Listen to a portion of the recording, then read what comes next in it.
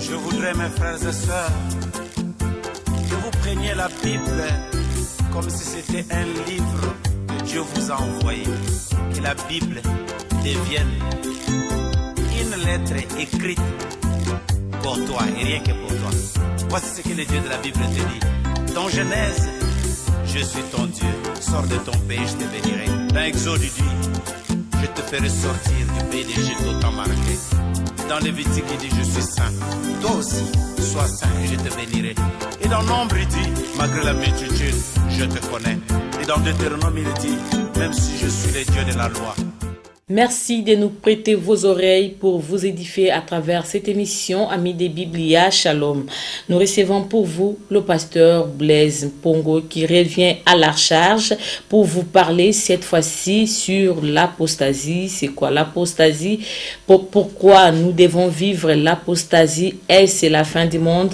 Eh bien, vous le saurez au cours de cette émission. Shalom, pasteur. Shalom, ma sœur Mireille. Merci, pasteur. Nous parlons aujourd'hui sur l'apostasie. Si vous pouvez nous expliciter un peu pour nous dire c'est quoi en fait l'apostasie. Merci pour l'invitation. Nous parlons de l'apostasie et pour moi c'est un sujet très important, d'autant plus que nous sommes en pleine apostasie par rapport à tout ce que nous sommes en train de voir. L'apostasie n'est rien d'autre que l'abandon de la foi. L'apostasie n'est rien d'autre que renier la foi. Donc, lorsque vous abandonnez votre foi, vous devenez un apostate. Donc, nous sommes bien sûr dans le cadre de nous chrétiens, de nous disciples de Jésus. Lorsque vous abandonnez la foi à la personne de Jésus-Christ, vous devenez tout simplement un apostate. Donc, vous êtes tombé dans l'apostasie. Donc, apostasie veut dire renier la foi. Mais, il y a deux façons où les gens peuvent renier la foi. La première façon, c'est ce qui se faisait vraiment autrefois, où publiquement, la personne reniait sa foi. Donc, s'il est chrétien, il est disciple de Jésus, publiquement, il va faire la déclaration. Il dit, bon, moi, je ne suis plus disciple de Jésus-Christ, je ne veux plus la vie chrétienne. Donc, il va les renier publiquement. Donc, ça, c'est ce qui se faisait vraiment dans le temps ancien, dans les temps anciens. Mais au fur et à mesure, la chrétienté avancée, les gens commencent à renier la foi de plusieurs façons. Déjà dans Timothée, lorsque Paul écrivait à Timothée, dans 2 Timothée au chapitre 3, le verset 5, il parlait des gens qui ont l'apparence de la piété, mais reniant ce qui en fait la force. Donc, il y avait déjà à ces temps-là, les gens qui reniaient la foi, mais d'une façon un peu subtile ou bien d'une façon un peu intelligente, cachée. Donc, c'est-à-dire, ils continuaient à rester dans le milieu chrétien, il continuait à rester dans la vie chrétienne, il continuait à faire figuration, mais la substance, la base, ce qui était important pour un chrétien n'y était plus. Donc, il réunissait carrément la foi, donc la substance, la base, la vraie vie qui est dans le cœur n'y était plus, mais apparemment, on est resté chrétien.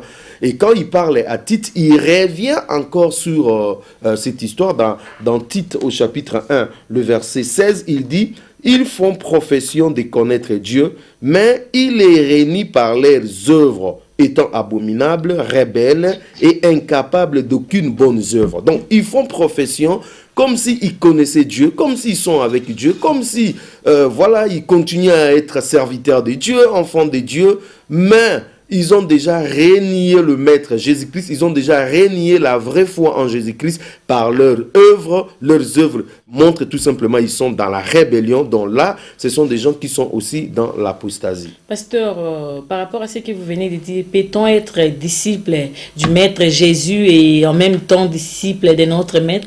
Bien sûr. Donc, sur le plan apparence, on peut dire qu'on appartient à Jésus. On peut dire qu'on est serviteur de Dieu, on est enfant de Dieu. Mais sur les œuvres, sur la façon de vivre, la pratique, là, on est en train de vivre une autre personne. Voilà pourquoi la Bible dit, vous les reconnaîtrez par leurs fruits. Cela veut dire quoi? Ils vont venir dans leur bouche avec la parole de Dieu, mais dans leurs œuvres avec un autre Dieu, c'est-à-dire Satan. Donc, c'est possible une personne confessant Jésus-Christ et vivant carrément une autre vie qui prouve tout simplement qu'il n'appartient pas à Jésus-Christ. Vous avez dit l'apostasie, c'est l'abandon de la foi. Que comprenez-vous alors par la foi? La foi a plusieurs dimensions. Donc, la première dimension, la foi, c'est une assurance, c'est une confiance.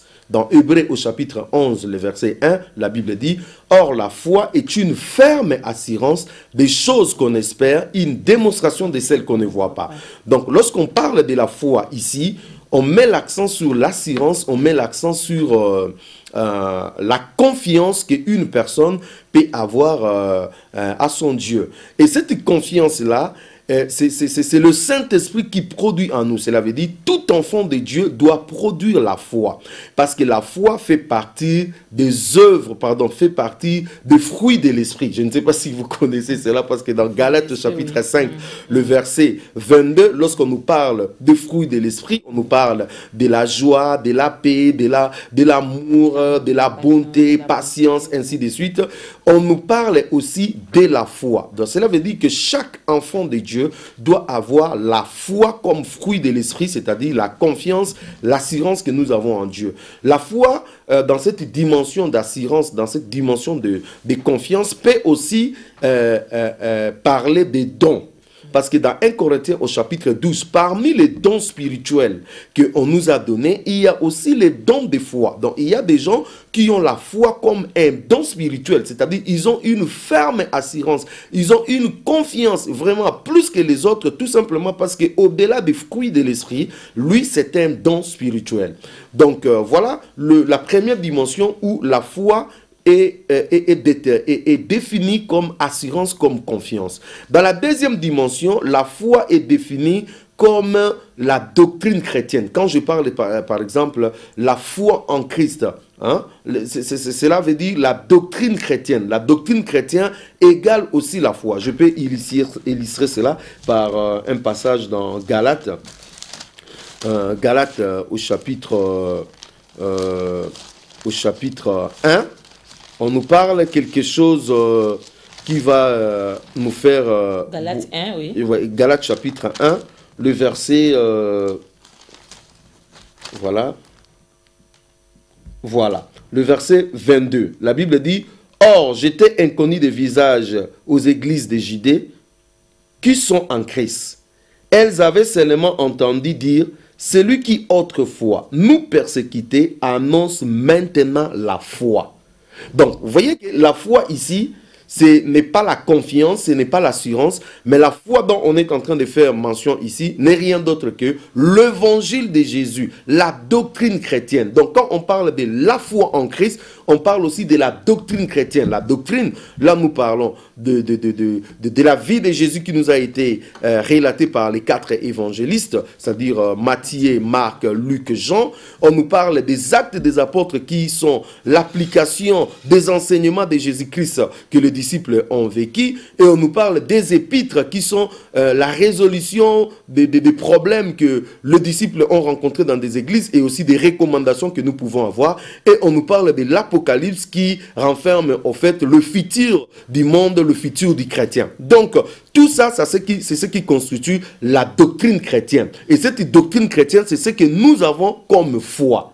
Donc, lorsqu'on parle de l'abandon de la foi, cela veut dire les gens n'auront plus confiance et les gens n'auront plus les enseignements de Jésus. Donc c'est dans ces 2 dimensions. Les gens n'auront plus confiance à Dieu, ils auront confiance quand ils ont besoin d'argent à leur banque. Leur banque va leur donner de l'argent. Les gens n'auront plus confiance en Dieu quand ils sont malades, ils auront confiance à leur médecin. Les gens n'auront plus confiance en Dieu quand ils ont des problèmes, ils auront confiance à leur avocat. Les gens n'auront plus confiance à X et Y personnes. C'est-à-dire cette confiance va se perdre. Et aussi, les gens ne garderont plus la doctrine chrétienne, c'est-à-dire les enseignements que les apôtres nous ont laissés. Donc, il y aura tout simplement une autre chose qui va remplacer cela. C'est même dans ce sens-là que Jésus-Christ pose la question. Il dit, quand le Fils de l'homme viendra, trouveras-tu la foi? Cela veut dire, trouveras-tu les enseignements, la parole à nous? Et ça, c'est compliqué. Parce que je ne sais pas, je peux avoir la foi, mais je pars quand même à la banque chercher l'argent. J'ai la foi, mais je vais quand même voir un médecin. Si je suis malade, j'ai la foi. Et si j'ai un problème que un avocat peut m'aider dans les tribunaux, je peux toutefois aller consulter un avocat, pasteur. Vous avez... C'est pas interdit? Non, non, non, non, c'est pas interdit. Mais vous pouvez aller voir la banque, mais votre foi, vous le mettez en Dieu. Ce que je suis en train de dire, c'est de ne plus avoir la foi en Dieu, de mettre votre foi à la banque. Le jour où la banque te crée un petit problème, vous allez piquer une crise, vous partez. Parce que vous avez mis votre foi à la banque. Vous allez mettre votre foi au médecin. Le jour où le médecin vous dit que vous avez le cancer, il ne saura rien faire pour vous. Vous êtes planté. C'est pour cela que je dis, vous pouvez voir la banque, vous pouvez voir le médecin, les avocats, il n'y a pas un problème. Mais ne mettez pas votre foi au médecin, ne mettez pas votre foi à la banque. Votre foi, vous le mettez, votre assurance, votre confiance, vous le mettez en Dieu. Dieu peut résoudre vos problèmes sans pour autant passer par la banque, sans pour autant passer par le médecin. Mais si Dieu veut à ce que vous passez par le médecin ou par la banque, il n'y a pas de problème. Mais votre foi, votre confiance, vous le placez en Dieu. Pasteur, qu'est-ce qui fait que quelqu'un abandonne sa foi? En vrai dire, les gens abandonnent leur foi parce que c'est tout simplement l'œuvre du diable. Il y a des gens qui sont pauvres, qui souffrent et qui ont gardé leur foi jusqu'à la fin de leur vie. Il y a des gens qui sont riches, qui ne manquent de rien, mais ils ont renié leur foi. Donc, vous voyez que ce n'est pas un problème de pauvreté ou de richesse. Le problème qui est là, c'est l'œuvre de Dieu. Le diable va séduire les enfants de Dieu. C'est-à-dire, en fait, le diable ne veut pas que vous gardiez la foi. Pourquoi? Parce que si vous gardez la foi, cela veut dire que vous allez au ciel. Or, le diable ne veut pas que nous puissions aller au ciel. Le diable veut à ce que nous puissions aller en enfer avec lui. Donc, le diable va commencer à combattre toute personne qui a la foi. Donc, si vous avez la foi véritable, je ne dis pas de l'apparence de la piété que je dis, je ne dis pas de ceux qui font profession de la foi, pas la foi mais voilée. Voilà, et puis déjà qui sont dans la rébellion, ainsi. Non, je ne dis pas de ça. Je dis celui qui a vraiment la vraie foi, qui continue à garder la parole de Jésus-Christ dans son cœur, eh bien, Satan va faire de son mieux pour le détourner. C'est-à-dire, il va vous plonger dans la séduction, il va vous plonger dans des choses incroyables pour vous détourner. Et la plupart des gens perdent leur foi tout simplement parce qu'ils sont séduits. Ils sont séduits par des faux prophètes. Ils sont séduits par des faux enseignements. Ils sont séduits par des faux miracles. Ils sont séduits par un certain nombre de choses qu'on croit, par l'argent, par ceci, cela. Et des fois, la séduction là vient même dans des églises. Parce qu'aujourd'hui, dans des églises, on communique même l'occultisme. Donc, il y a même des choses incroyables qui se passent aujourd'hui dans les églises. Quelqu'un qui est venu dans l'église avec des bonnes motivations et voilà, à l'intérieur, il est tout simplement dans la perdition. Donc, les gens sont séduits, c'est parce que c'est l'œuvre du diable. Nous sommes à la fin. La Bible dit, prenez garde que personne ne vous séduise, c'est-à-dire que personne ne vous fasse dévier du droit chemin. Donc, si vous ne prenez pas garde en vous-même, même si vous avez des bonnes motivations, vous pouvez abandonner la foi. Pasteur, peut-on dire par rapport à ça que nos églises ou la République démocratique du Congo vit déjà dans l'apostasie? Ah ben oui, vous n'avez qu'à prendre votre micro-baladeur, aller dans la rue et écouter ce qui se passe dans nos églises. J'ai été choqué dernièrement, on m'a appris que voilà, un pasteur a organisé la Sainte Seine et puis c'était payant, il fallait payer $100 pour participer à la table du Seigneur. Mes amis, $100 pour participer à la Sainte Seine. Ça, c'est la folie. Ça prouve que nous sommes déjà dans l'abandon de foi. C'est-à-dire, nous ne sommes plus dans les enseignements de Jésus-Christ. Il faut payer $100. Donc, voilà, c'était un service... si on n'a pas $100, on ne peut pas participer. Ça, c'est l'apostasie. Je n'ai pas un autre mot à dire si ce n'est l'apostasie qui gagne aujourd'hui les églises. Donc, la République démocratique du Congo... Ce n'est pas toutes les églises qui sont tombées dans l'apostasie. Ce n'est pas parce que quand je parle de l'apostasie, je parle d'abord de façon individuelle la personne lui-même. C'est-à-dire vous-même, vous pouvez déjà tomber dans l'apostasie. Comme je peux parler aussi d'une église qui est déjà tombée dans l'apostasie. C'est-à-dire cette église est corrompue. Cette église est déjà dans la fausseté, dans les enseignements erronés qui ne sont pas bibliques. Voilà pourquoi la seule façon pour vous de ne pas tomber dans l'apostasie, c'est de vérifier comme les Béréens. Vérifier tout ce qu'on est en train de vous enseigner. Si cela est conforme à la parole, même si c'est votre super évêque, même si c'est votre super bishop, même si c'est l'apôtre qui fait ressusciter les anges, je ne sais pas moi qui, vérifiez les enseignements si c'est conforme à la parole. Si ce qu'il vous dit, ce n'est pas conforme à la parole, c'est un charlatan habillé en peau de brebis. Donc, il faut faire très attention, sinon, non seulement la personne, celle va tomber dans l'apostasie, mais elle va entraîner avec elle toute l'église dans l'apostasie. Et il y en a vraiment des églises qui sont vraiment dans l'apostasie. Vous regardez comme ça, il n'y a aucune image, il n'y a pas photo de la Bible. C'est-à-dire c'est le Kinganga qu'on a ramené tout simplement dans l'église. On utilise toujours la Bible. Bien sûr, parce que ces gens, s'ils n'utilisent pas la Bible, les gens vont fuir. Vous voyez, s'il dit que non, à partir d'aujourd'hui, les gens vont comprendre. C'est-à-dire, le diable attaque les enfants de Dieu de façon, comment on dit, sournoisement, c'est-à-dire malinément. C'est-à-dire, sans pour autant te dire qu'il est en train de t'amener en enfer, mais il t'amène dans l'enfer. C'est pour cela, quand nous avons lu dans ces versets où il est écrit, les gens auront l'apparence de la piété. C'est-à-dire, ils vont continuer à aller à l'église, ils vont continuer à jouer l'air sainteté, ils vont continuer à faire tout, à chanter, à avoir un culte. Oh, c'était beau, on avait chanté. Mais la substance, la base, ce qui est important, c'est-à-dire la vraie foi, garder et pratiquer la parole, la sainteté, la vie de sanctification, cette communion, cette intimité avec Dieu, il n'y en aura plus. Donc vous êtes seulement une coquille vide, c'est-à-dire là-bas dedans, il n'y a plus rien, et parce qu'il n'y a plus rien, vous êtes dans l'apostasie et il n'y a plus rien pour vous. Donc il y a des églises qui sont encore là comme des restes ici au Congo, il y a encore des restes, il y a encore des enfants de Dieu qui continuent à défendre. Non, je ne sais pas citer, c'est Dieu qui connaît, mais je sais qu'il y a un reste ici au Congo qui continue à pratiquer la parole, qui continue vraiment à respecter la parole et à vivre la parole de Dieu. Mais la majorité de nos églises sont déjà dans l'apostasie.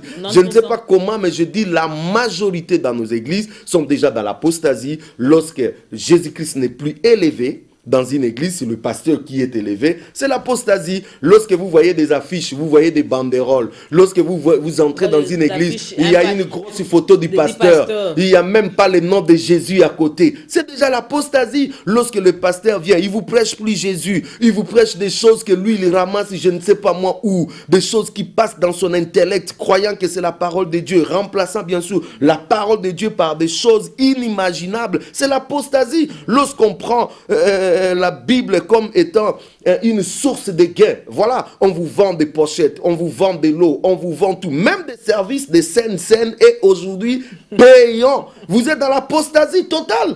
Hein? Tout dans la Bible, tout dans nos églises aujourd'hui, c'est de l'argent. Lorsque vous êtes dans une église où tout c'est l'argent, le pasteur a pris pour toi, tu prends une enveloppe, donnez. On prophétise sur vous. Vous prenez une enveloppe, vous donnez. Délivrance, vous prenez. Mais mes amis, c'est l'apostasie. Là, c'est une entreprise, ce n'est plus Dieu. Nous ne voulons pas lire la Bible et nous ne voulons pas comprendre. Nulle part dans la parole de Dieu, et je suis dans le Nouveau Testament, dans la Nouvelle Alliance, où vous allez voir une action de grâce de l'argent. Toutes les fois où on vous parle de l'action de grâce, c'est en rapport avec la prière. Jésus rendit grâce. C'est la prière. Toutes les fois dans le Nouveau Testament où on a parlé des actions de grâce, cela a été lié à la prière. Mais nous, aujourd'hui, nous avons démystifié cela de la prière pour faire ça une enveloppe. Vous voyez, c'est-à-dire, si quelqu'un veut donner dans une assemblée, dans l'église, il doit le faire de façon libre. Paul est clair, il dit que chacun donne comme il a résolu dans son cœur. Sans contrainte, sans contrainte ni tristesse, car Dieu aime celui qui donne avec joie. Donc il ne peut pas avoir de contraintes, il ne peut pas avoir de tristesse, on ne peut pas forcer quelqu'un à donner. Maintenant, dans nos églises, ce n'est plus le cas. Dans nos églises, c'est monnayer, c'est-à-dire qu'on est en train de vendre. Quand vous s'aimez en pleurant, vous allez récolter. Ça n'a rien à voir avec ça, s'aimer avec l'argent. Rien à voir. Dans nos églises, maintenant, ce qu'on fait, on est au-delà de la parole. C'est-à-dire, je prie pour toi, tu me donnes l'argent.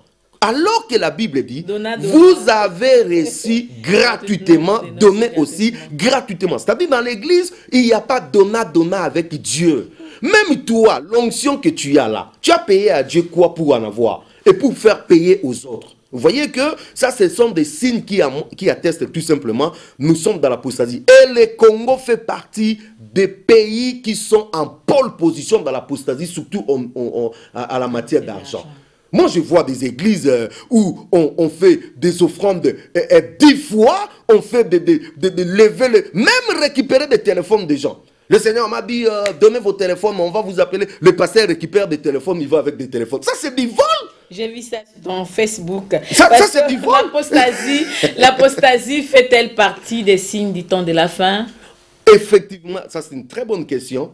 L'apostasie fait partie des signes des temps de la fin. Lorsque vous lisez dans dans 2 Thessaloniciens, 2 Thessaloniciens, c'est là où vous allez comprendre que l'apostasie, c'est un signe très majeur dans les événements qui vont venir. La Bible dit, pour 2 Thessaloniciens chapitre 2, pour ce qui concerne l'avènement de notre Seigneur Jésus-Christ et notre réunion avec lui, nous vous prions, frères, de ne pas vous laisser facilement ébranler dans votre bon sens et ne pas vous laisser troubler soit par quelques inspirations, soit par une parole ou par une autre lettre qui semblerait venir de nous comme si les jours du Seigneur étaient déjà là.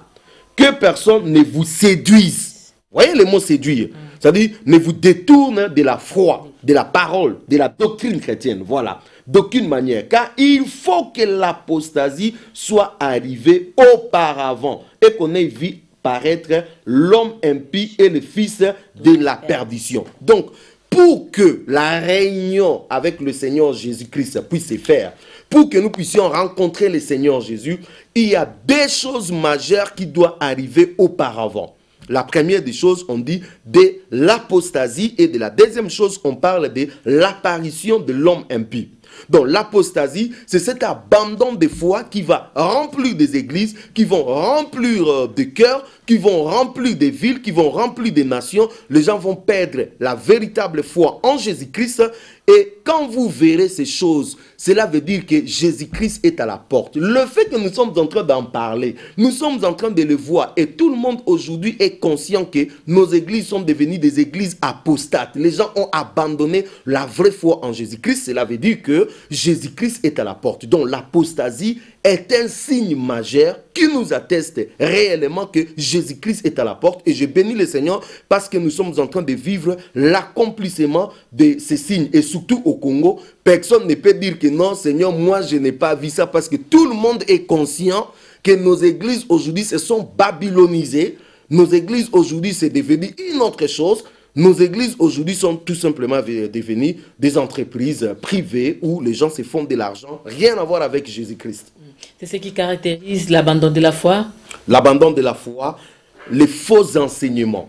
Parce que les enseignements qui sont donnés aujourd'hui dans nos églises, ce sont des enseignements qui visent à faire accepter les gens une sorte d'idéologie. C'est pour cela que la Bible dit, les gens auront la démangeaison d'écouter, d'entendre des choses agréables. C'est-à-dire, si tu veux être un pasteur accepté, un pasteur où on va te donner de l'argent, il faut enseigner aux gens ce que les gens veulent écouter.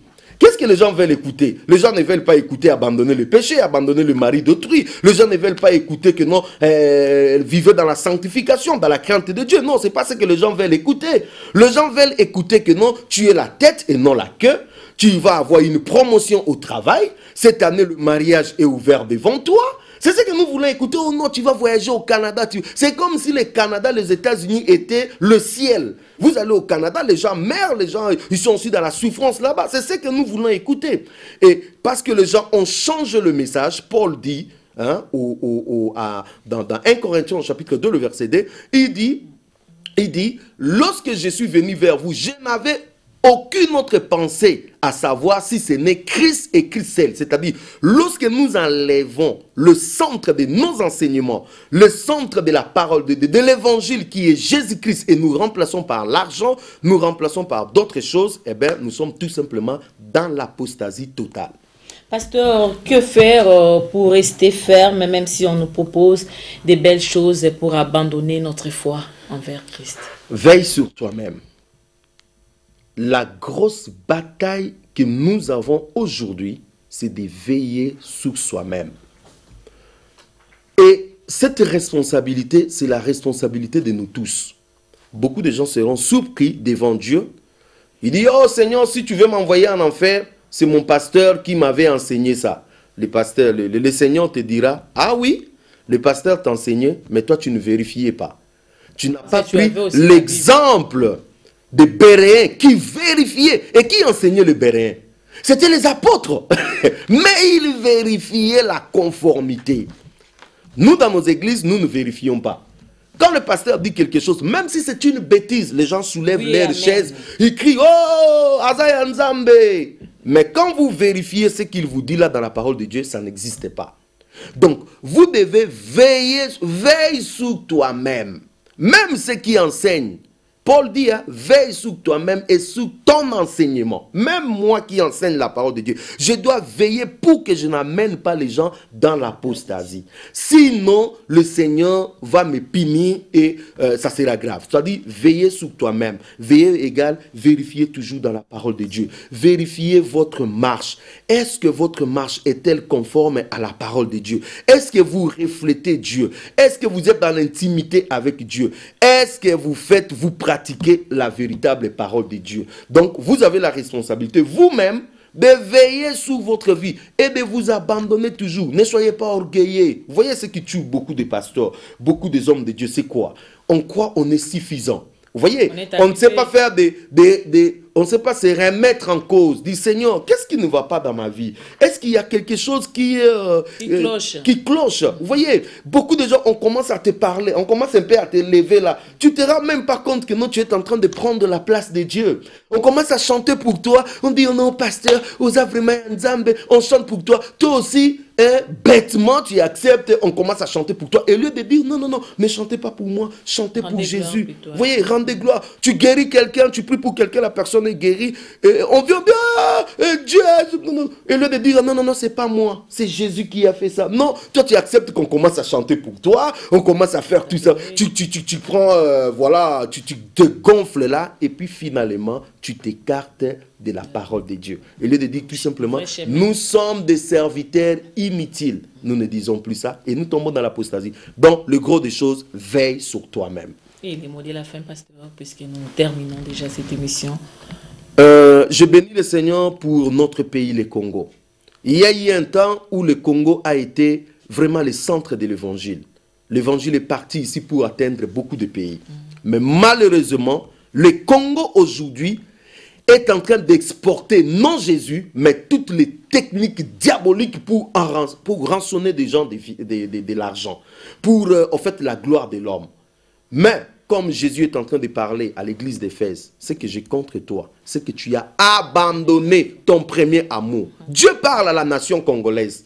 Il dit, revenez dans de bonnes dispositions. Revenez dans la parole pure. Quand vous serviez le Seigneur, sans pour autant demander de l'argent, de façon simple, désintéressée. Dieu veut à ce que nous rentrons de cette façon, où nous n'allons pas monnayer les choses de Dieu, où nous allons juste glorifier le nom de Jésus-Christ. Dieu veut à ce que la nation congolaise retourne à la parole véritable, à l'évangile pire, à l'évangile centré sur la personne de Jésus-Christ, où nous allons confesser et glorifier rien que Jésus, non le pasteur, non je ne sais pas moi quoi, rien que Jésus. Et en ce moment-là, le Seigneur nous bénira. Amen. Voilà, merci pasteur, merci pour cet enseignement. En fait, c'était un enseignement. Merci à vous, amis des Biblia, qui avez suivi cette émission avec attention. Comme je l'ai dit toujours, si vous avez des remarques, des suggestions ou des questions à poser au pasteur, vous pouvez toujours nous appeler au numéro affiché au bas de vos postes et téléviseurs. Nous allons vous communiquer le numéro du pasteur. Il est toujours dispo pour l'avancement des lèvres de l'Éternel. Merci et bonne journée dominicale chez vous. Je voudrais, mes frères et sœurs, que vous preniez la Bible comme si c'était un livre que Dieu vous a envoyé. Que la Bible devienne une lettre écrite pour toi et rien que pour toi. Voici ce que le Dieu de la Bible te dit. Dans Genèse, je suis ton Dieu. Sors de ton pays, je te bénirai. Dans Exode, il dit, je te ferai sortir du pays d'Égypte au temps marqué. Dans Lévitique, il dit, je suis saint. Toi aussi, sois saint et je te bénirai. Et dans Nombre, il dit, malgré la multitude, je te connais. Et dans Deutéronome, il dit, même si je suis le Dieu de la loi,